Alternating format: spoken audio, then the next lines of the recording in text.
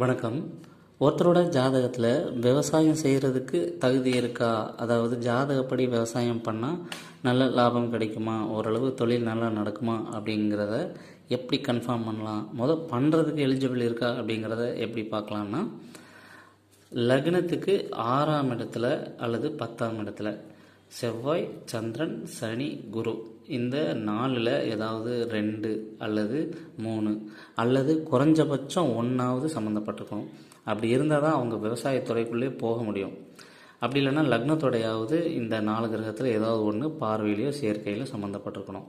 அப்படி இருந்தால் மட்டும்தான் அவங்க விவசாயம் பண்ணவே முடியும். இல்லைன்னா சும்மா கற்பனை பண்ணலாம், ஆசைப்படலாம், பிளான் பண்ணலாம், சும்மா ஒன்று ரெண்டு தடவை ட்ரை பண்ணலாம். மித்தபடி லாங் டைமுக்கு ஒரு பிஸ்னஸாக பண்ணணும் அப்படின்னா இந்த 4ல் ஏதாவது 1, 2, 3 ஏதாவது ஒரு வகையில் சம்மந்தப்பட்டு இருக்கணும். தசாபுத்தி வந்ததுன்னா இன்னும் சிறப்பு. இந்த மாதிரி விவசாயம் சார்ந்த தகவல்களுக்கு நம்மளை தொடர்பு கொள்ளுங்கள்.